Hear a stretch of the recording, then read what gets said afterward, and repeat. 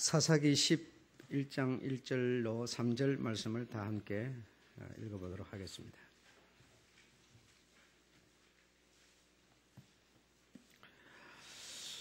사사기 11장 1절로 3절까지 다 함께 읽겠습니다. 시작. 길르앗 사람 큰 용사 입다는 기생이 길르앗에게서 낳은 아들이었고 길르앗의 아내도 아들들을 낳았더라. 아내의 아들들이 자라매 입다가 쫓아내며 그에게 이르되 너는 다른 여인의 자식이니 우리 아버지 집 기업을 잊지 못하리라 한지라. 이에 입다가 그 형제를 피하여 돕 땅에 거하며 잡류가 그에게로 모여와서 그와 함께 출입하였더라. 아멘. 오늘은 충성스러운 입다 그리고 믿음의 사람 입다에 대해서 말씀을 드리겠습니다. 오늘 본문에 보게 되면 입다라고 하는 이 길르앗 사람의 아들 큰 용사 입다는 기생이 낳은 본처가 낳은 아들이 아니고 기생이 낳은 아들이라는 겁니다. 그래서 본처가 낳은 아들도 있고 기생에게서 이 길르앗이 아들을 하나 얻었는데 입다라는 아들을 얻었다는 거죠. 그래서 이제 이 본처의 아들들이 자라서 하는 말이 너는 우리 어머니의 자식이 아니니 본처 본부인 우리 어머니의 아들이 아니니 너는 이 길르앗의 다시 우리 아버지의 기업을 잊지 못할 것이다 해서 쫓아내었습니다. 그래서 쫓겨나가는 이 입다는 돕 땅에 가서 돕이라고 하는 땅에 가서 지내면서 잡류가 다시 말하면 이런 사람 저런 사람 온갖 사람들이 이 입다에게로 모여와서 같이 출입하고 같이 지내고 이랬다는 것이죠. 그리고 입다는 아마 몸이 크고 힘이 세고 아마 장수 어떤 장사 같은 그런 사람이었던 것 같습니다. 그래서 그렇게 쫓겨가서 그렇게 지내고 있는데 문제가 생겼는데 무슨 문제가 생겼냐면 얼마 후에 그렇게 되고 나서 얼마 후에 이 암몬 자손이 이 이스라엘을 전쟁을 일으키려고 한다 이거죠. 그래서 계산을 해보니까 도무지 우리는 이 암몬을 이길 수가 없을 것 같은 생각이 들었고 해서 도움을 청했는데 누구에게 청했는가 하면 입다라는 사람을 찾아간 겁니다. 자기네들이 쫓아내버린 입다를 찾아가서 이 암몬이 전쟁을 일으켜 오니 당신이 와서 자네가 와서 우리를 좀 도와줬으면 좋겠어. 도와줘 하니까 입다가 하는 말이 너희들이 나를 싫어하여 나를 버려서 쫓아내었거늘 이제 와서 너희들이 나에게 도움을 청하느냐. 이렇게 대화를 주고받죠. 주고받으면서 만약에 당신이 우리를 도와서 이 전쟁을 승리로 이끌어준다면 당신을 우리의 장관으로 우리의 지도자로 우리의 능력자로 세워서 우리가 당신을 이제는 따르겠다고 이런 약조를 하게 되는 것이죠. 그래서 그 약조를 믿고 이 입다는 생각을 돌이키게 됩니다. 돌이켜서 그러면 내가 당신들의 요구를 들어주겠다 하면서 어디를 찾아갔는가 하니 미스바라고 하는 곳을 찾아갔어요. 그래 미스바는 어떤 곳인가 하면 하나님의 그 어떤 은혜, 능력, 하나님의 함께 하심의 기념지였습니다. 그래서 그곳에 모여서 사무엘 때는 이렇게 막 회개하고 통회하고 자복하는 그런 장소였고 또 여호수아 때는 적군을 많이 물리치고 그곳에 기념비를 세워서 기념하는 곳이었고 그런 곳이었죠. 그래 그곳에 가서 입다가 하나님께 보고를 드리는 겁니다. 여차여차해서 일이 되었으니 이제 내가 그 이스라엘 이 길르앗 지파를 돕기 위해서 전쟁으로 나가게 되겠는데 여호와께서 만약에 나를 귀히 여기시고 나를 쓰셔서 나를 통해서 저 암몬을 이기게 한다면 내가 암몬을 이기고 평안하게 내가 다시 본향으로 돌아올 때 나를 맨 먼저 마중 나오는 사람을 내가 주께 드리겠나이다. 이런 약속을 이 미스바에서 하나님께 하게 되는 것이죠. 그래서 하나님께서는 그 입다의 믿음과 충성을 귀히 보고 당신의 처지가 그러함에도 불구하고 이런 요구를 받아들이는 것과 이런 요구를 받아들여서 당신의 그 어떤 힘의 능력을 앞세우지 않고 나에게 와서 먼저 기도하고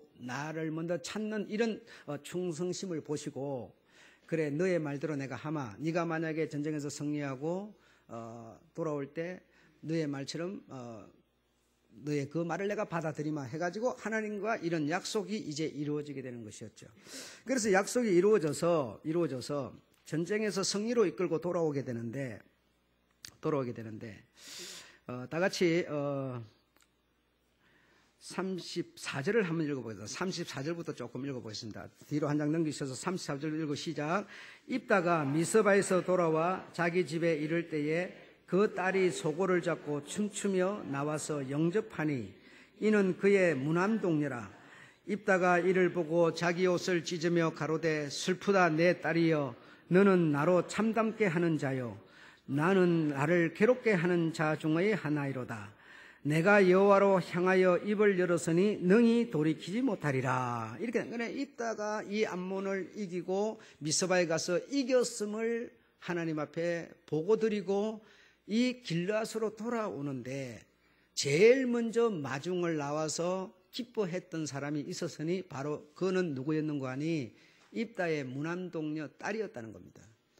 그래서 전쟁을 나가기 전에 하나님께 약속을 했는데 가장 먼저 나를 반기는 사람을 내가 여호와께 드리겠나이다, 이렇게 약속을 했는데 전쟁을 승리로 이끌고 돌아오는데 하필이면 자기의 딸 무남 아들이 없이 오직 딸 하나 있는데 이 딸이 가장 춤추면서 노래를 부르면서 먼저 나와서 마중을 했으니 여호와로 인하여 내가 입을 열었으니 어떻게 돌이킬 수 있겠느냐, 이렇게 된 것이었죠. 여러분 그 상상을 한번 해보십시오만은 참 대단한 일이지 않습니까? 예, 그래서 입다는 하나님께 약속한 대로 이 무남동녀의 딸을 하나님께 드리는 내용이 그 다음으로 쭉 이렇게 나와 있고요. 그리고 이 무남동녀 딸도 내가 여호와로 이렇게 약속을 했으니 내가 어찌 하겠느냐, 돌이킬 수 있겠느냐 하니까 그 딸도 하는 말이, 아버지께서 하나님께 그런 약속을 하셨다면 어떻게 돌이킬 수가 있겠습니까? 그러니 나로 하여금 정말 한두 달 정말 좀 인간답게 또는 여자답게 사람답게 할 일이 있으면 하고 좀 지내고 나서 그런 시간이 지난 다음에 나를 아버지의 뜻대로 하나님께 드리십시오, 이런 약속을 하고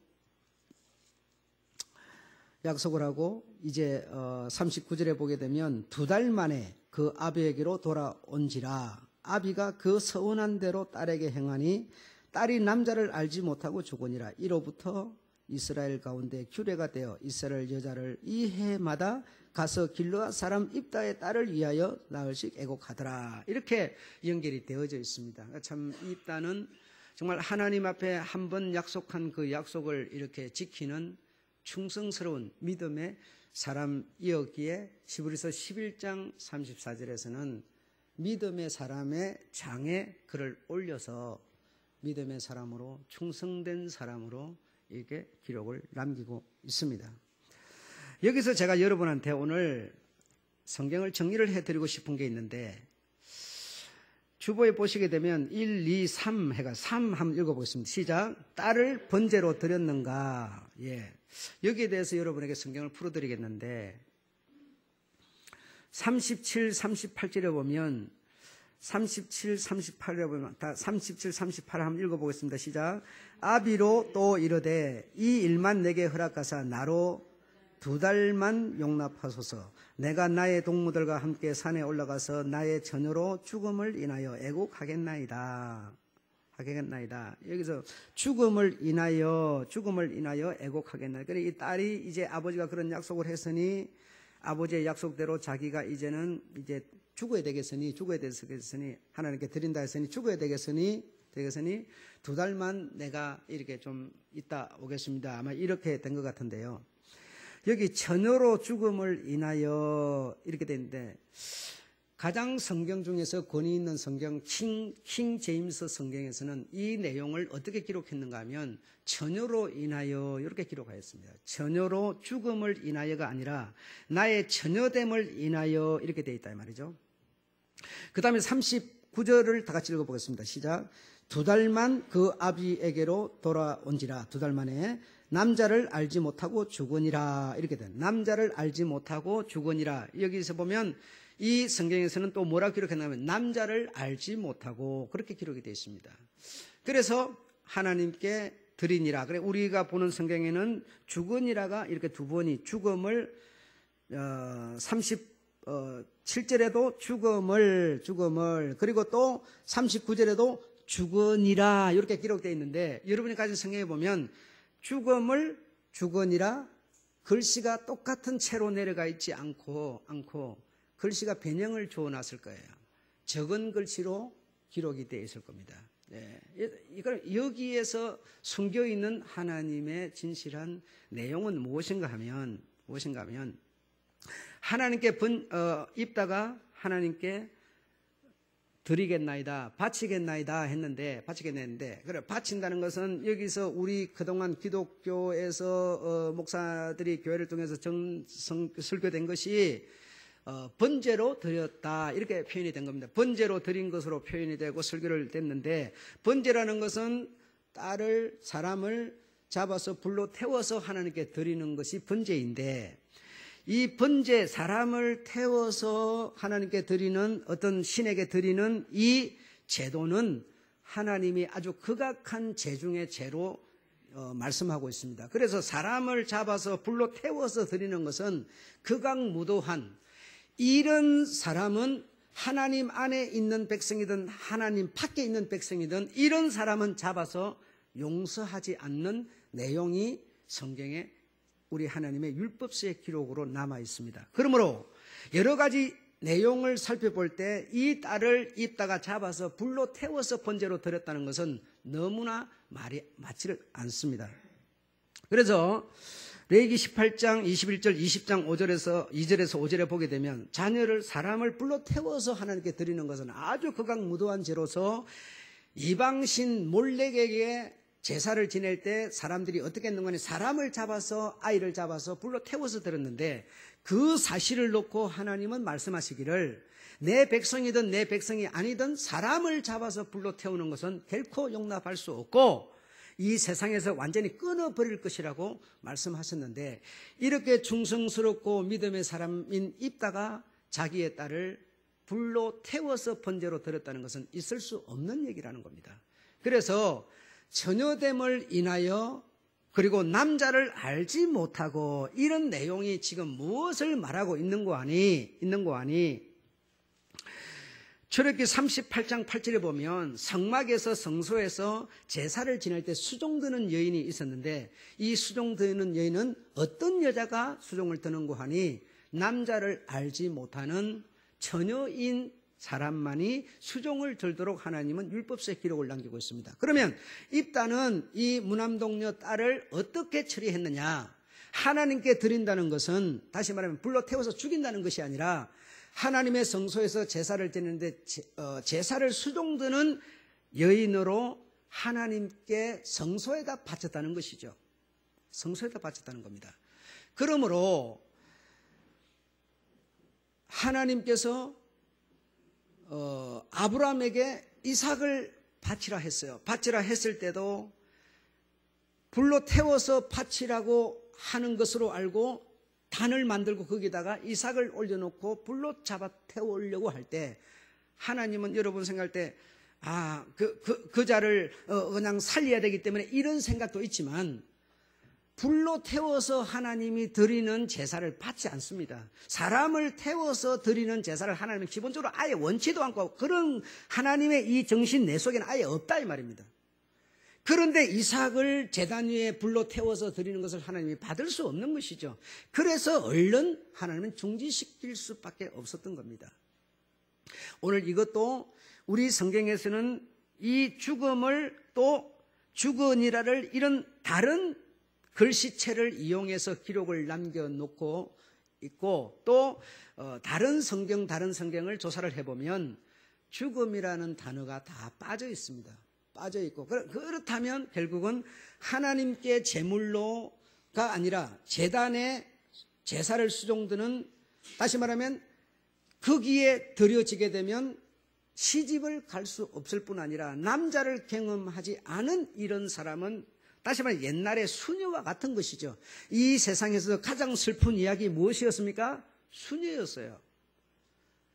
우리는 지금 이해할 수 없는 얘기지만 수녀가 된다는 것은 처녀로서 남자에게, 여자로 태어났으면 너무 본능적이고 기본적인 것은 시집을 가서 자식을 낳는 것이지만, 그러나 수녀는 당신을 하나님께 바치는 겁니다. 그래서 정말 세상의 모든 재미를 다 포기하고 먹는 것도 포기하고 그 하나님 성산에서만 시키는 그런 것만 먹으면서, 다른 말로 성경에서는 또 뭐라 표현하는가니 나실인이라고 표현을 했어요. 나실인은 태어나면서부터 하나님께 바쳐진 자라 하는데 그렇다고 불러 태워 죽인다는 뜻이냐? 그런 것이 아니죠. 하나님이 말씀하시는 그 말씀대로만 사는 자예요. 그래서 그 나실인에게는 뭘 명하셨느냐? 장가를 가지 않는 것이었어요.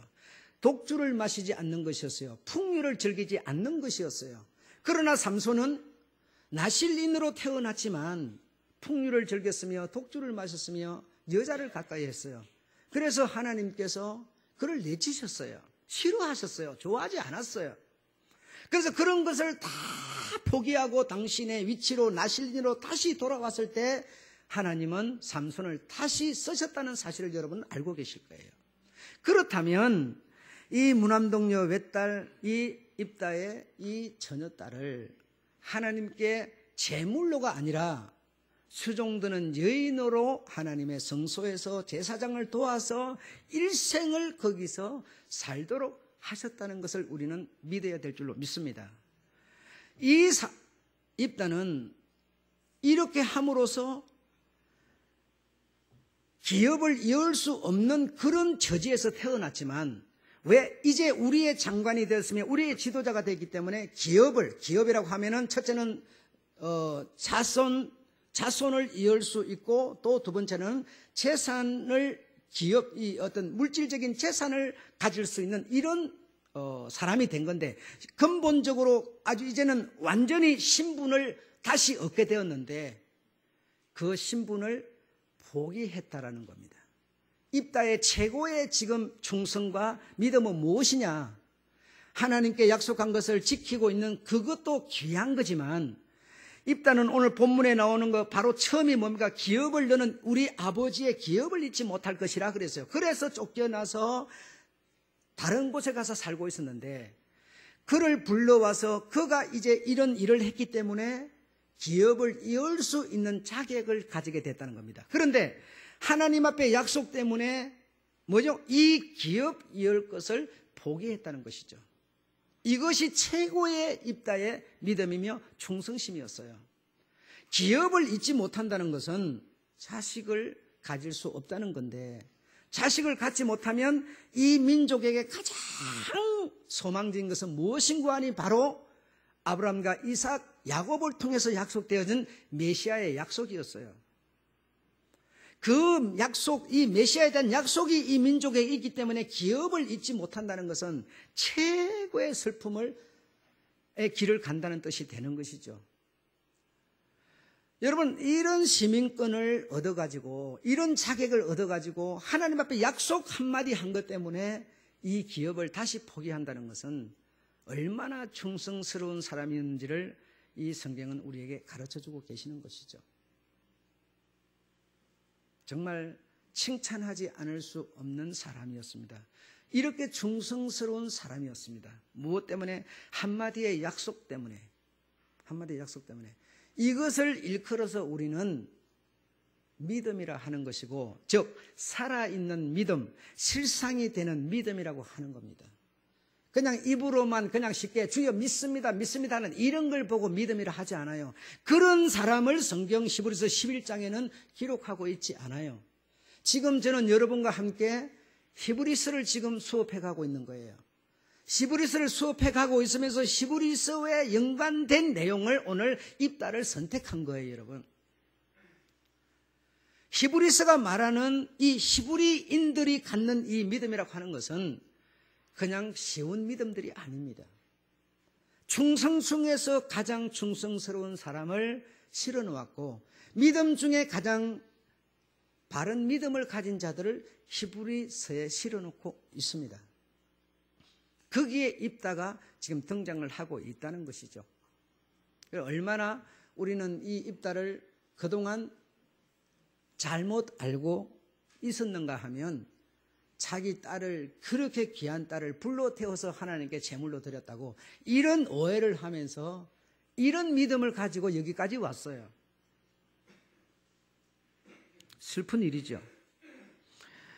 여러분, 사람이 가질 수 있는 최고의 행복, 자격은, 권리는 무엇인가 하니, 인간으로 태어나서 기본적인 본능적인 것을 포기한다고 하는 것은 정말, 여러분, 감옥소 가면은 밥 안 줍니까? 거기 가면요, 콩밥 주니까 여러분, 요보다 더 좋습니다. 예. 제가 감옥소를 가본 일이 있는데, 그거 가니까 콩하고 보리를 갖다가 다 삶아가지고 완전히 기계에다 넣어가지고 확 이렇게 짰어요. 그러니까 막 돌덩이처럼 땡글땡글한 이만한 밥덩어리 하나씩 주는데, 여러분, 요즘에 보리밥, 콩이라 그러면 최고로 쳐주잖아요. 그런 밥 준다니까요. 감옥소라고 나쁜 게 아니에요, 여러분. 가면 운동도 시켜주죠, 기술도 배워주죠, 공부도 시켜주지요. 다 해요, 여러분. 나쁘지 않아요. 그런데 왜 감옥소가 두렵고 무서운지 아십니까? 인간으로 태어나서 기본적으로, 본능적으로 누려야 되는 것을 누리지 못하도록 감금했기 때문이에요. 그곳이 무서운 것이 아니에요. 지금은 가면 때리지도 않아요. 어제 뉴스인지 보니까 선생이 무슨 아이를 갖다가 때렸대요. 때렸더니 뭐예요? 바로 구속시켜버렸대요. 여러분, 요즘 세상이 그리 돼버렸어요. 절대로 당신 선생 아이 때리지 마시오. 때리면 바로 구속됩니다, 요즘 세상이 이런 세상이 됐어요, 여러분. 그러니까 무엇을 우리에게 말하고, 이 성경은 정말 사람이 살아가는 기본 잣대거든요. 예. 이것이 아니고는 인간에 대해서 정확하게 알려줄 사람이 없는 것이죠. 다 자기 나름대로, 자기 생각대로, 자기 좋은 대로 다 해석해버리기 때문에 자가 되지 않아요. 성경만이 작은 거예요, 여러분.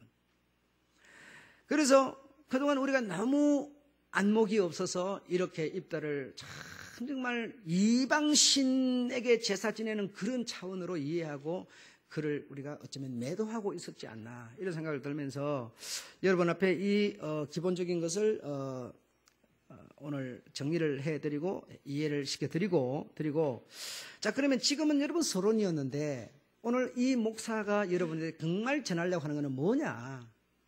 히브리에서 말하는 실상되는 믿음, 오늘 제목 한번 읽어보시죠. 주의 장막과 성산에 거할 자. 주의 장막과 성산에 거할 자는 과연 누구이겠는가? 우리가 여러분, 이왕 신앙생활을 한다면 주의 장막과 주의 성산에 거할 필요가 있지 않겠습니까?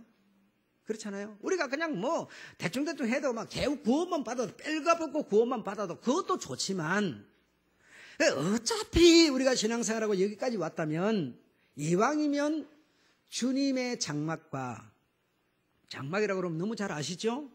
주님의 집이라는 겁니다. 그리고 성산, 주님 집 뜰을 말하는 겁니다. 이 뜰에 거할 자가 누구인고 하니, 그냥 교회 대충대충 댕긴 사람도 아니고 이런 사람이라는 겁니다. 이런 사람. 그러니까 이런 사람이 누구냐?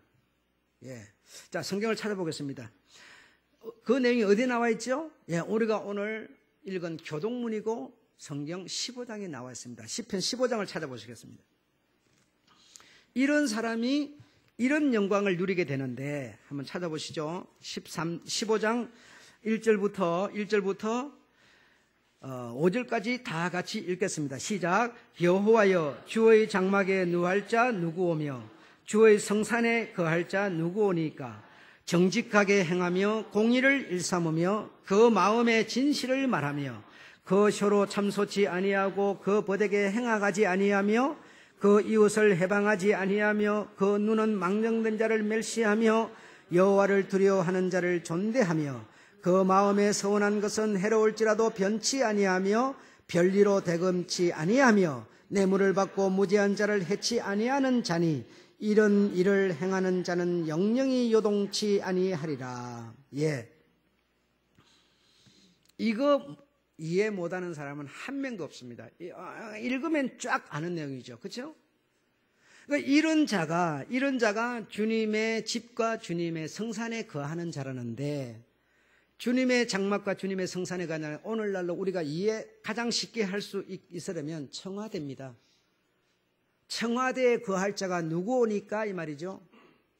예, 청와대 그 멋진 뜰에 잡초 하나 없이 잔디만 쫙 깔린 그곳에 그 성산에 유할 자 누구 오니까 이 말이죠.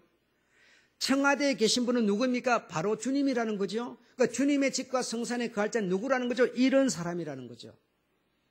이런 사람이라는 거죠.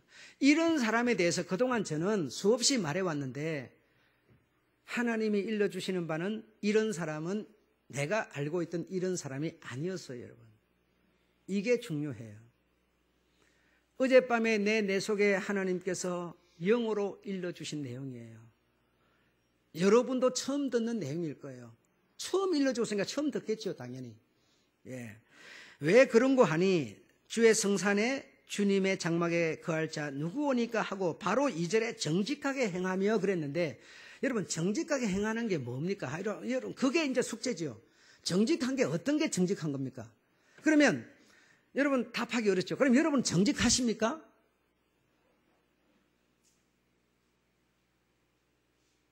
여러분이 정직한지 안 한지도 여러분은 여러분 자신에 대해서 모르시지 않습니까? 그럼 이런 자가 누구냐고요?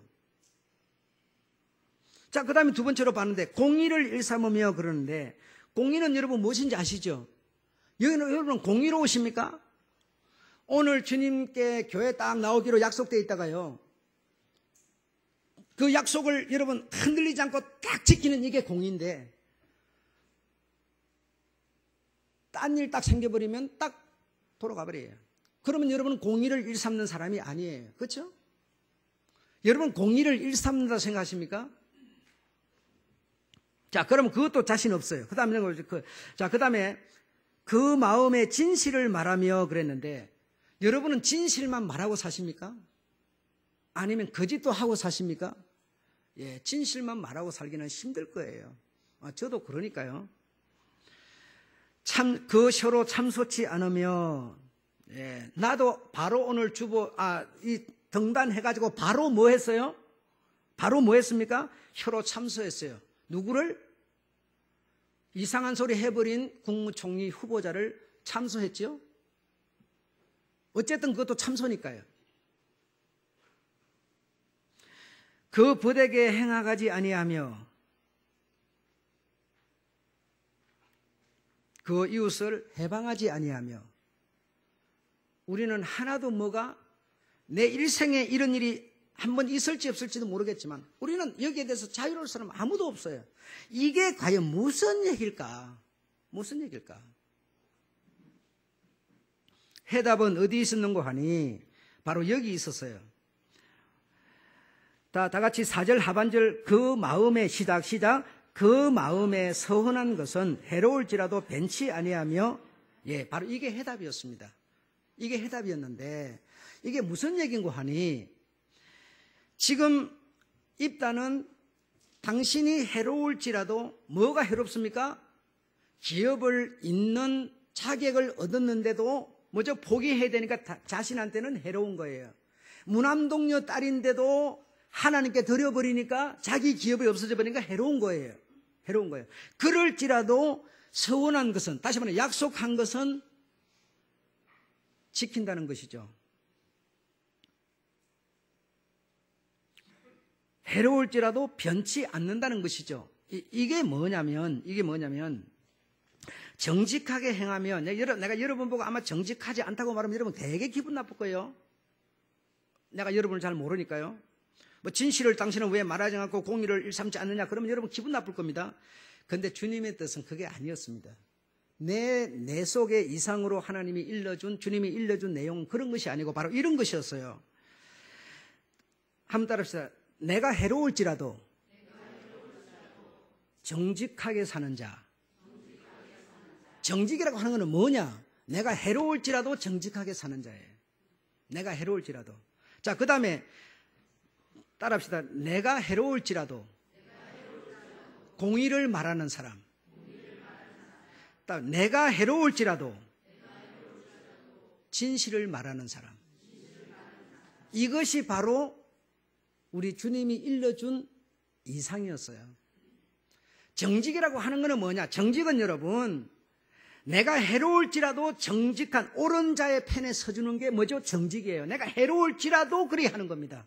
이걸 보고 정직이라고 그러는 거고, 내가 해로울지라도 약자의 어떤 그 진실을 내가 편들어 주는 것이 바로 진실을 말하는 겁니다. 내가 해로울지라도 그리 하는 것이 정직이고 진실이지, 그런 것이 없이 정직이 뭐가 정직입니까? 여러분이 아무리 정직하다고 해도 다른 사람이 볼 때는요 상당히 빗나갔어요. 지금 국무총리 후보자는 당신은 지금 목사에게 들은 내용을 따라서 정직하게 막 외쳐버렸는데요, 다른 사람이 들을 때는요 생판 이상한 소리라고 들을 수밖에 없는 거예요. 그러니까 정직이라고 하는 것은 뭐냐? 내가 해로울지라도 옳은 것이 있고 거짓이 있고 참이 있을 때 내가 해로울지라도 참을 말해버리면 어떻게 돼요? 엄청나게 내가 손해를 볼 수밖에 없어요. 그럴지라도 내가 해로울지라도 정직한 자의 편을 서는 겁니다. 내가 해로울지라도 내가 진실을 말하는 겁니다. 뭔가 감춰놓고 있는 것이 아니에요. 내가 진실을 말하면 큰 손해를 보는 거예요. 지금 내가 진실을 말하면 아주 지금 문제가 심각해지는 거예요. 그럴지라도 정직을 말하고 진실을 말하는 것이 뭔고 하니 주의 성산에 거할 자요 주의 장막에 거할 자라는 거예요.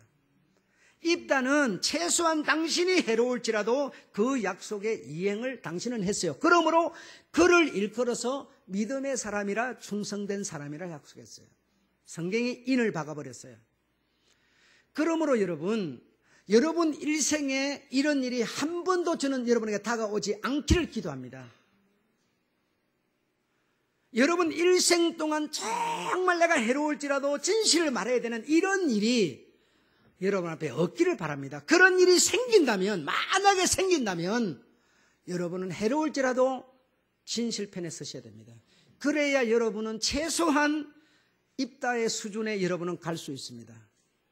입다에게 이런 일이 계속 있었던 거 아니에요, 여러분. 단 한 번이었어요, 여러분. 단 일회성이었어요. 그러니까 6년 동안 치리자가 됐을 뿐이에요. 그러므로 여러분이 일생을 신앙을 시작하고 나서 사시는 동안 이런 일이 정말 정직을 말하면 큰 손해보는 일이 여러분한테 없기를 바라지만 만에 하나 생겼다면 여러분은 정직편에 서는 여러분이 되시기 바랍니다. 여러분이 손해를 볼지라도 말이죠. 여러분 정말 누군가에게 정말 내가 돈을 빌려주고 이자를 받아야 되지만, 그러나 안 받으면 내가 분명히 손해볼 줄 뻔히 알죠. 내 돈 물어내야 되니까 이자 손해볼 밖에 더 있어요. 그럴지라도 오늘 주의 장막과 성산에 거할 자를 생각한다면 이자 받는 것을 포기하시기 바랍니다. 이거 정도 희생 안 하고 입다 수준이 내 수준 될 수는 없습니다. 그러니까 이런 일이 여러분 일생에 없기를 바라지만 만에 하나 생긴다면 그런 여러분의 각오하셔야 된다는 겁니다.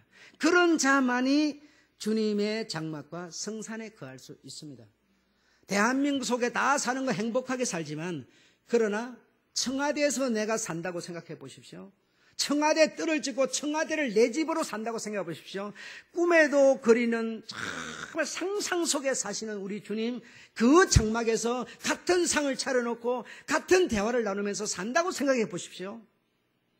이 영광을 누리고 싶거든 최소한 나의 가장 귀한 거 하나 정도는 포기할 수 있어야만 충성이라는 말을 들을 수 있습니다.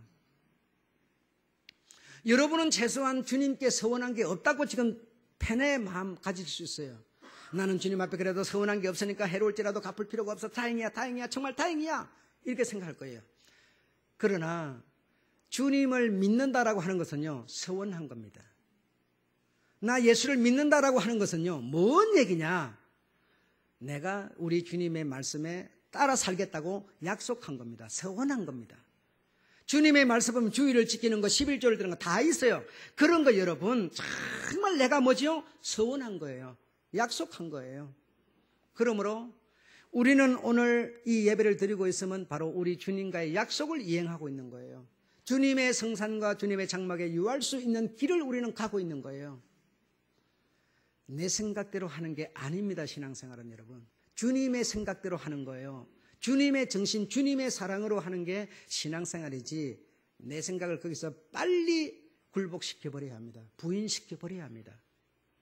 이 사실을 우리 주님께서 이 내 속에 일러주셨어요.